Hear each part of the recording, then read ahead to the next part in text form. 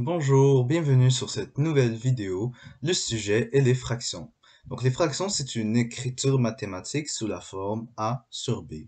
Donc par exemple, voici des exemples de fractions 1 sur 8, 3 sur 4, 13, 14. Vous avez sûrement déjà vu ça, mais on appelle ça des fractions.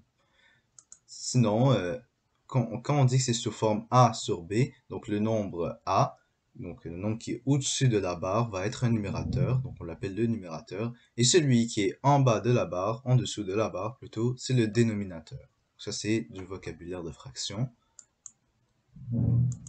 Ensuite, l'appellation, donc en général, comment on nomme les fractions? Mais tout d'abord, on dit le numérateur, donc le nombre qui est au-dessus de la barre, donc 22. Dans ce cas-là, c'est 22. Et ensuite, on dit le dénominateur et on rajoute un 8, un yème à la fin. Genre, donc par exemple, ici, on va dire 22 38e. Donc, c'est 22 38e. Ça, c'est comment en général on dit. Sinon, il y a quelques appellations spéciales. Par exemple, 1 sur 2, donc au lieu de dire un deuxième, on dit un demi. Un tiers, un troisième, on dirait un tiers. Un quatrième, un quart. Donc, ceux-là, ce sont des appellations spéciales. Sinon, à quoi que ça sert les fractions? Ben, le but d'une fraction, c'est de représenter une partie prise par rapport à un entier. Donc, disons, on prend un cercle. Donc, le cercle, ça serait un entier. Tout le cercle, c'est un entier. Par contre, disons qu'on divise le cercle en trois. Ok, on divise le cercle en trois parties égales. Et puis, une de ces parties est en vert. Donc, comment je vais représenter cette partie vert? Eh bien, on va mettre déjà 3 au dénominateur. Pourquoi? Parce que le dénominateur représente le nombre de parties pour arriver à un entier. Hein? Parce qu'il y a 3 parties égales, donc il faut 3 parties égales pour arriver à tout le cercle. Donc c'est pour ça que le 3 est au dénominateur.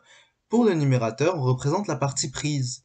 Donc ici, la partie prise, qui est la partie verte, ben, il n'y en a qu'une seule, donc on met 1. Alors la fraction est 1 tiers. Bon, maintenant, testons nos connaissances. Donc, dans cette partie, je vous recommande de mettre pause à la vidéo et et de le résoudre de votre côté. Donc, on va mettre pause et je vous laisse du temps pour résoudre. Donc, de retour. Alors, lisons maintenant ensemble. J'espère que vous l'avez fait après avoir mis pause. Donc, dans une classe de 30 élèves, le 12/30e possède un chandail rouge. Quelle est la fraction qui représente les élèves portant un chandail d'une autre couleur? Donc déjà, qu'est-ce que ça veut dire 12/30e possède un chandail rouge? Donc ça veut dire que 12 élèves ont un chandail rouge. Ok, donc ça c'est pas mal simple. Sinon, après on dit que le nombre d'élèves avec un chandail d'une autre couleur, donc parce que c'est ce qu'on cherche, hein, là c'est ça la question. Alors comment on va procéder? Ben, on va simplement soustraire le nombre total d'élèves par 12. Hein.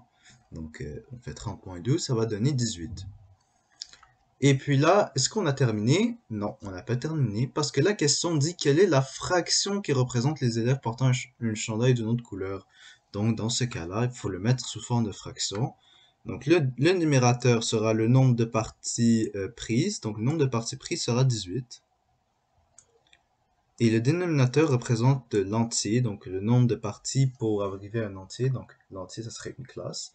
Et c'est une classe de 30 élèves. Donc voilà.